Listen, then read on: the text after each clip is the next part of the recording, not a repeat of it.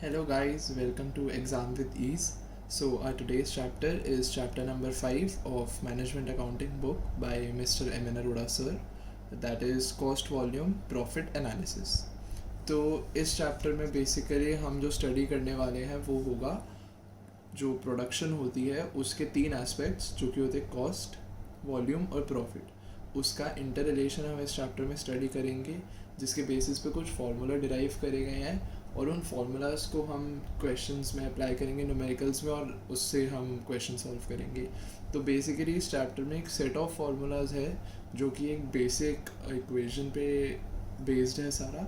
तो अगर आप उन फार्मूलाज को सिर्फ समझ के याद कर लेते हो तो आपको पूरे चैप्टर में आई कैन गारंटी कोई दिक्कत नहीं आएगी। पूरे कोर्स का सबसे easiest chapter cost volume profit analysis है। तो स्टार्ट करते हैं। तो सबसे पहले एक बेसिक चीज़ हमें पता है, सेल्स जो हमारी होती है उसमें से जब हम अपनी कॉस्ट को माइनस कर देते हैं तो हमारे पास प्रॉफिट आ जाता है। तो मैनेजमेंट अकाउंटिंग में जो हमारी कॉस्ट होती है हम उसको दो पार्ट्स में डिवाइड करते हैं, फिक्स्ड कॉस्ट और वेरिएबल कॉस्ट। तो हम जब सेल्स से स्टार्ट करेंगे तो सेल्स सपोज़ हमारी एक्स रुपीज़ की हुई और जब हम सेल्स में से माइनस करते हैं वेरिएबल कॉस्ट तो हमारे पास जो वैल्यू बच के आ जाती है उसको हम कहते हैं कंट्रीब्यूशन।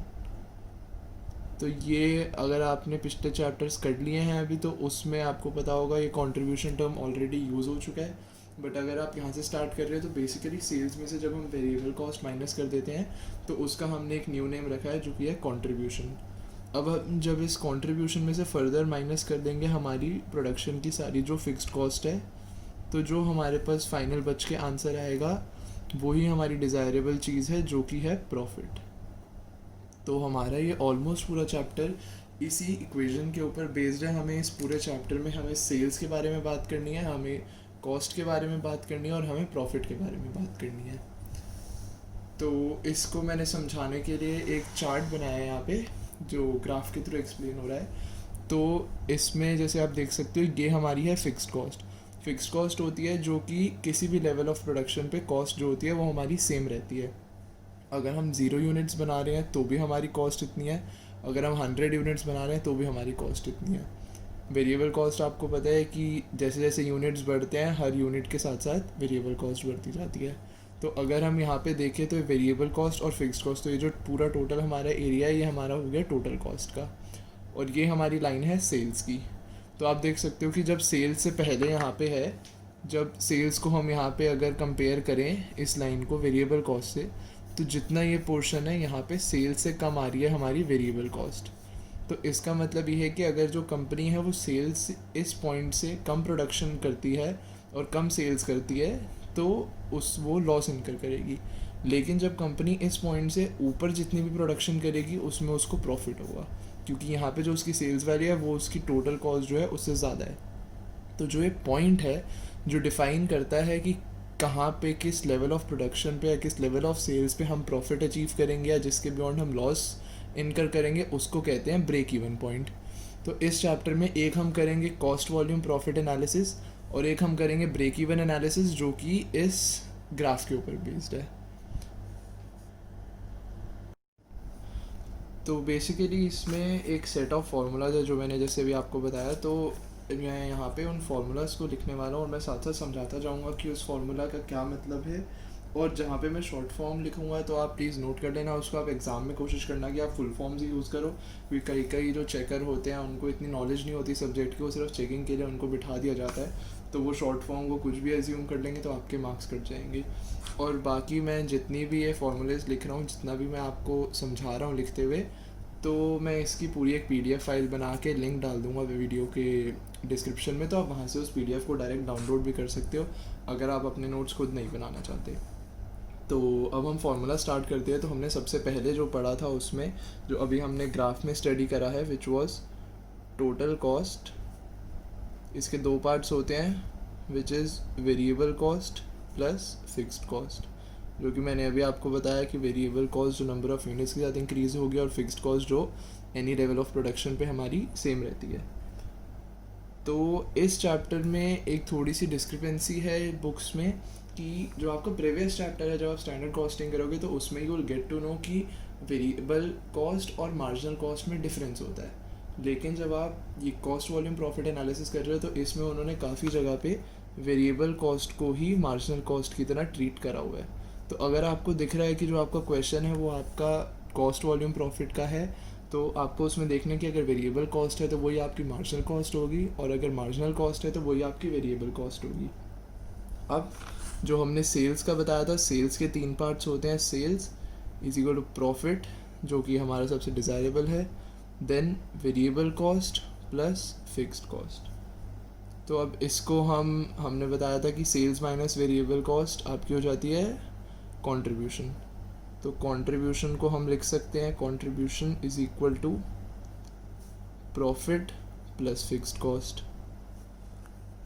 अब इसके बाद जो हमारा बेसिकली जितने भी फार्मूलाज हम इसमें आगे डिराइव करने वाले हैं, वो सारे फार्मूलाज आपके कंट्रीब्यूशन पे डिपेंड करेंगे, सेल्स पे डिपेंड करेंगे, और आपकी वेरिएबल कॉस्ट पे डिपेंड करेंगे।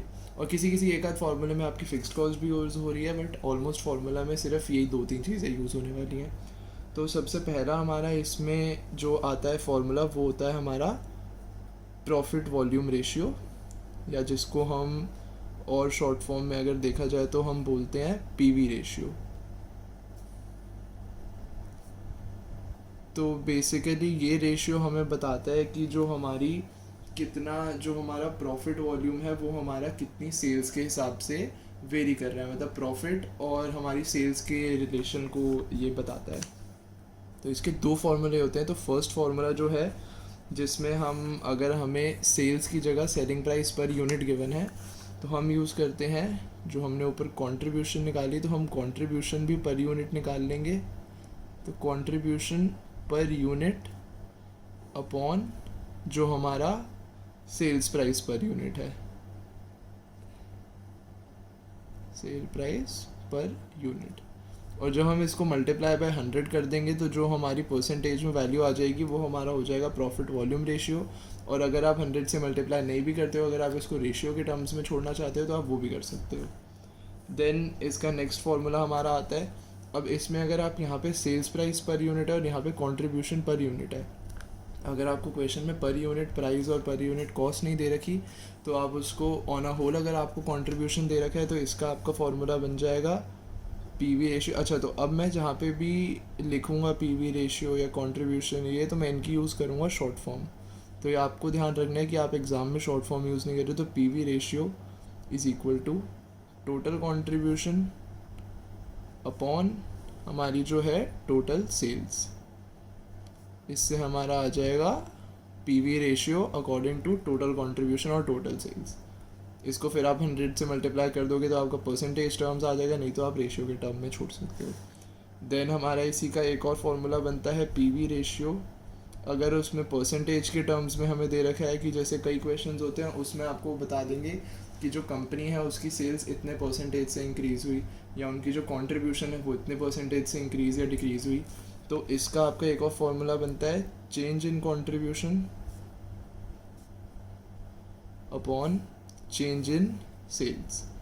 इससे भी जो आपकी वैल्यू आएगी, क्योंकि ये परसेंटेज टर्म्स में दे रखा, और अगर उन्होंने टाइम्स में दे रखा है कि जो हमारी कंट्रीब्यूशन है वो 0.5 टाइम्स बढ़ी है या सेल्स इतने टाइम्स बढ़ी है, तो आपका वैल्यू भी टाइम्स में आएगा।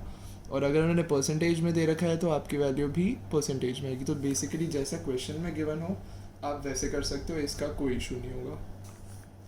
देन एक और हमारा इसी का फॉर्मूला बनता है, हमारे इस चैप्टर का जो भी क्वेश्चन आएगा उसमें आपसे 2-3 चीज़ें ही मांगी जाएंगी, जिसमें सबसे मेन होता है पीवी रेशियो।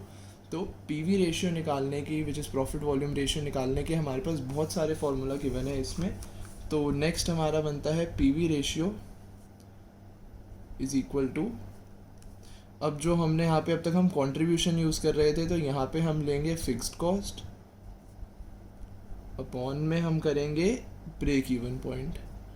इनकी डेरिवेशन कैसे आएगी वो समझनी ज़रूरी नहीं है।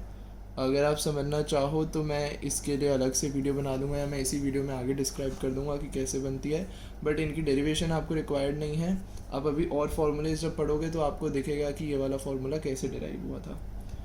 ये हो गया। इसके बाद अगेन हमारा अब जैसे एक और फॉर्मूला इसका बनता है, अगर हमें सपोज दे रखा है कि प्रॉफिट में कितना चेंज आ रहा है, तो हम प्रॉफिट वॉल्यूम रेशियो निकाल रहे हैं बेसिकली। तो पीवी रेशियो का अनदर हमारा फॉर्मूला बन जाएगा, हम प्रॉफिट वॉल्यूम निकाल रहे हैं तो हम प्रॉफिट को सेल्स से कंपेयर करेंगे, तो हमारा चेंज इन सेल्स अपॉन में हमारा हो जाएगा चेंज इन प्रॉफिट, और अपॉन में हमारा हो जाएगा चेंज इन सेल्स। तो इससे अगेन अगर ये आपको परसेंटेज टर्म्स में दे रखा है तो आपका आंसर डायरेक्टली परसेंटेज टर्म्स में आ जाएगा, और अगर ये आपका उसमें वैल्यू के उसमें दे रखा है कि पॉइंट इतने टाइम्स बढ़ा है या इतने टाइम्स डिक्रीज़ हुआ है, तो आपका टाइम्स के उसमें रेशियो आ जाएगा। तो दोनों ही केस में कोई प्रॉब्लम वाली बात नहीं है, आप दोनों में आपका आंसर सेम ही आएगा। तो उसमें आपको कुछ चिंता नहीं करनी कि हमारा परसेंटेज में नहीं आ रहा या हमारा टाइम्स में नहीं आ रहा, तो उससे कोई मैटर नहीं करता। अब सबसे पहले जब हमने इसमें ग्राफ में पढ़ा था, यहाँ पे हमने पढ़ा था ब्रेक इवन पॉइंट। तो जो कि मैंने आपको बताया था कि ब्रेक इवन पॉइंट एक बिज़नेस के लिए फाइंड करना बहुत इंपॉर्टेंट होता है, क्योंकि उनको पता होना चाहिए कि वो किस पॉइंट के बियॉन्ड अगर प्रोडक्शन करेंगे तो वो लॉसेस इनकर करेंगे। या फिर कभी कभी ऐसा भी होता है कि कंपनी अगर प्रॉफिट्स इनकर नहीं कर रही होती है प्रोडक्शन पे, तो वो चाहती है कि वो ऐसा लेवल ऑफ प्रोडक्शन करे जहाँ पे ना उसको लॉस इनकर हो और प्रॉफिट उनको इनकर वैसे ही नहीं हो रहा, तो बस उनकी कॉस्ट पूरी कवर हो जाए। तो अब हम ब्रेक इवन एनालिसिस जो इस चैप्टर का सेकंड मेन पार्ट है वो स्टार्ट कर रहे हैं। तो अगर हमें ब्रेक इवन पॉइंट निकालना है कि कहाँ पे ब्रेक इवन पॉइंट आता है हमारा सेल्स के उसमें, कि मतलब कितनी सेल्स हम करेंगे, तो उसमें अगर हमें ब्रेक इवन पॉइंट निकालना है, तो मैं यहाँ पे अभी फुल फॉर्म यूज़ कर रहा हूँ, इसके बाद मैं ब्रेक इवन पॉइंट के लिए BEP यूज़ करूँगा। तो वो आपको नोट करना है कि मैं जहाँ पे BEP यूज़ कर रहा हूँ उसका मतलब है ब्रेक इवन पॉइंट। तो ये हमारा है सेल्स के टर्म में कि कितनी सेल्स हम अमाउंट होगी हमारी, तो हमारा ब्रेक इवन आता है, ये हो गया हमारा फिक्स्ड कॉस्ट अपॉन में PV रेशियो। यही अगर आपने देखा हो तो हमने यहाँ वाले फॉर्मूले में करा था PV ratio is equal to fixed cost upon break even point into 100। तो आप देख सकते हो कि ये फॉर्मूला इसी से डिराइव्ड है। इस पूरे चैप्टर में बेसिकली यही हो रहा है कि एक दो मेन फार्मूले हैं, उन्हीं को ही हमने, जैसे कंट्रीब्यूशन की जगह हम फिक्स्ड कॉस्ट और वेरिएबल कॉस्ट लिख देंगे, या हम सेल्स की जगह कुछ और लिख देंगे, या हम ब्रेक इवन पॉइंट की जगह ये फार्मूला लगा देंगे। तो इस पूरे चैप्टर में जब आप देखोगे तो आपको यही चीज़ मिलेगी, कोई फिक्स्ड पैटर्न नहीं है, कोई फिक्स्ड फार्मूले नहीं है। हर फार्मूले को ऊपर नीचे करके उसमें वैल्यूज पुट करके उसको डिराइव करा गया है। देन ब्रेक इवन पॉइंट ये हमारा हो गया सेल्स के टर्म्स में। अगर हम इसमें देखें कि हमारा ब्रेक इवन पॉइंट जो है वो हमारा किस लेवल ऑफ आउटपुट पे आएगा, कि कितनी हम प्रोडक्शन कर रहे हैं नंबर ऑफ यूनिट्स में, कितने पे आएगा, तो इसका आप निकालोगे फिक्स्ड कॉस्ट, आपका न्यूमरेटर सेम ही रहेगा, तो फिक्स्ड कॉस्ट अपॉन में, लेकिन आपका चेंज हो जाएगा। पहले आप PV रेशियो ले रहे थे, अब आप लोगे यहाँ पे कंट्रीब्यूशन पर यूनिट, तो इससे आपका नंबर ऑफ यूनिट्स आ जाएंगे कि आप कितने यूनिट्स प्रोड्यूस करोगे, तो आपका ब्रेक इवन पॉइंट आपसे अचीव हो जाएगा कंपनी से। और इसी का एक और फॉर्मूला, अगर हम इसी फॉर्मूले को देखें, fixed cost upon PV ratio. PV ratio का हमने यहाँ से जब फॉर्मूला निकाला था तो PV ratio was contribution upon sales. तो इसी फॉर्मूले को अगर हम ब्रेक इवन पॉइंट में सेल्स के टर्म्स में करते हैं, टोटल सेल्स वाले में, तो जब हम PV रेशियो में वैल्यू पुट कर देंगे total contribution upon total sales की, तो इससे हमारा बन जाता है, ये हमारा बन गया break even point is equal to fixed cost. जो हमारी है फिक्स्ड कॉस्ट हमारी टोटल ही रहती है, फिक्स्ड कॉस्ट अपॉन में हमने कर दिया कंट्रीब्यूशन इनटू हमारा हो जाएगा सेल्स। अगर हम कंट्रीब्यूशन पर यूनिट लेते हैं तो हमारी सेल्स पर यूनिट आएगी, अगर हम कंट्रीब्यूशन टोटल ले रहे हैं तो हमारा सेल्स टोटल आएगा। इससे भी हमारा सेल्स के टर्म्स में ब्रेक इवन पॉइंट निकल आता है। अब इस चैप्टर में एक और टॉपिक जिसकी बात करी जाती है कि जो हमारा, अगर हमें क्वेश्चन में बोला गया है कि आपको इतना आपको डिज़ायर्ड प्रॉफिट है, कि सपोज़ आपको जितनी भी आप प्रोडक्शन कर रहे हो आपको उस पर 500 रुपये का प्रॉफिट चाहिए, तो 500 रुपये का प्रॉफिट करने के लिए आपको कितनी सेल्स करनी चाहिए, तो उसकी हमें अगर फिगर निकालनी हो कि हाँ हमारी अगर इतनी अमाउंट होगी, जैसे हम इस ग्राफ में देख रहे हैं, अब हमारे पूरा एरिया प्रॉफिट का है, आप देख सकते हो जितना भी एरिया ये सारा प्रॉफिट का है। अब हमें लेकिन पता नहीं है कि किस पॉइंट पे कितना प्रॉफिट हो रहा है, हमें नहीं पता यहाँ पे कितना हो रहा है, तो अगर हम निकालना चाहते हैं कि हमारा 500 रुपये का प्रॉफिट किस पॉइंट पे हो रहा है, तो उसके लिए एक फॉर्मूला डिराइव करा गया है, जो कि है, अगर हमें निकालनी है सेल्स की amount with desired profit, desired profit को मैं डीपी से डिनोट कर रहा हूँ यहाँ पे, ये आपकी व्हाट्सएप वाली डीपी नहीं है, ये डिज़ायर्ड प्रॉफिट वाली डीपी है। तो सेल्स अगर आपको विद डिज़ायर्ड प्रॉफिट निकालना है तो उसका आपका फॉर्मूला बनता है फिक्स्ड कॉस्ट प्लस जितना आपका डिज़ायर्ड प्रॉफिट है अपॉन में आपका पीवी रेशियो। अब मैं बताता हूँ फॉर्मूला डिराइव कैसे हुआ। आपको अगर एक डिज़ायर्ड प्रॉफिट उन्होंने दे दिया तो आपकी जितनी भी लेवल ऑफ प्रोडक्शन है उस पर फिक्स्ड कॉस्ट तो आपकी सेम ही रहने वाली है, प्लस आपको एक डिज़ायर्ड प्रॉफिट की वैल्यू दे दी, वो आपको चाहिए। अब पीवी रेशियो हमारा वैसे ही बताता है कि प्रॉफिट कितना होगा हमारा, कितनी वॉल्यूम के उसमें रेशियो हमारा बता रहा है। तो यहाँ पे हमारी वेरिएबल कॉस्ट या कंट्रीब्यूशन मैटर नहीं करती, क्योंकि हमें बेसिकली फिक्स्ड कॉस्ट कवर करनी है और हमें डिज़ायर्ड प्रॉफिट कवर करना है। वेरिएबल कॉस्ट तो हमारी एनी केस इनकर होनी है। और अगर इसी में हमारा होता है कि हमें बताना है कि कितना आउटपुट होना चाहिए, कि कितने नंबर ऑफ़ यूनिट्स हम सेल करेंगे जिससे हमारा डिज़ायर्ड प्रॉफिट होगा, तो यहाँ पे अगेन मैं डीपी यूज़ कर रहा हूँ। तो इसका आपका फॉर्मूला बन जाएगा, फिर से वही, ऊपर आपका न्यूमरेटर एकदम सेम रहेगा, फिक्स्ड कॉस्ट प्लस आपका डिज़ायर्ड प्रॉफिट आपको कितना चाहिए अपॉन में यहाँ पे आपका पीवी रेशियो नहीं रहेगा, क्योंकि आपको यहाँ पे नंबर ऑफ़ यूनिट्स निकालने हैं। तो आप यहाँ पे यूज़ करोगे contribution per unit, total contribution नहीं, आपकी कंट्रीब्यूशन पर यूनिट कितनी आ रही है आप वो यूज़ करोगे यहाँ पे। उसके बाद अगर आपको याद हो, मैंने ग्राफ में भी एक और चीज़ बताई थी यहाँ पे, मार्जिन ऑफ सेफ्टी, कि अगर मार्जिन ऑफ सेफ्टी होती है आपकी कि जैसे ये जितना भी एरिया ऑफ प्रोडक्शन है, इससे अगर यहाँ पे ब्रेक इवन पॉइंट से कम जब वो प्रोड्यूस करेगा तो उसको लॉस इंकर होगा। ब्रेक इवन पॉइंट पे उसको नलिफाई है, ना उसको प्रॉफिट हो रहा है ना लॉस हो रहा है। तो अब अगर एक कंपनी सपोज़ यहाँ कहीं पे प्रोडक्शन कर रही है और उसको जानना है कि वो कितनी प्रोडक्शन कम कर दे अपनी कि वो ब्रेक इवन पॉइंट अचीव कर ले, तो जितना ये डिफरेंस आएगा इसको हम बोलेंगे मार्जिन ऑफ सेफ्टी, कि ये हमारी मार्जिन ऑफ सेफ्टी है कि इस मार्जिन के बियॉन्ड जब हम प्रोडक्शन करेंगे तो हमें लॉस होगा, लेकिन जब तक हम उस मार्जिन के विद इन अगर हम प्रोड्यूस कर रहे हैं तो हमारा मैक्स टू मैक्स अगर जाएगा तो नो प्रॉफिट नो लॉस जाएगा, लेकिन लॉस नहीं होगा हमारा। तो मार्जिन ऑफ सेफ्टी का हमारा फॉर्मूला इसके लिए बनता है, margin of safety is equal to हमारी जो थी टोटल सेल्स कितनी होती है, माइनस में हम कर देंगे ब्रेक इवन सेल्स, तो उससे हमें पता चल जाएगा कि कितनी मार्जिन ऑफ सेफ्टी हमारे पास है, कि हम कितना रिड्यूस कर देंगे तब भी हम ब्रेक इवन पॉइंट अचीव करते हैं। अब इसके बाद हमारा एक और फॉर्मूला बनता है मार्जिन ऑफ सेफ्टी का ही। तो मार्जिन ऑफ सेफ्टी, इसकी कोई शॉर्ट फॉर्म नहीं बनती MOS, तो हम इसको कंप्लीट ही लिख लेंगे। Margin of safety is equal to profit upon में आपका पीवी रेशियो। तो आपको इसमें कोई इनकी डेरिवेशन समझने की ज़रूरत नहीं है, आपको डेरिवेशन पे टाइम वेस्ट नहीं करना अपना कि ये फार्मूला कैसे डिराइव हो रहा है, ये कैसे हो रहा है। आपके कुछ बेसिक फार्मूले आप बस उनको याद कर लो, तो आपको पूरे चैप्टर में कहीं कोई दिक्कत नहीं आएगी।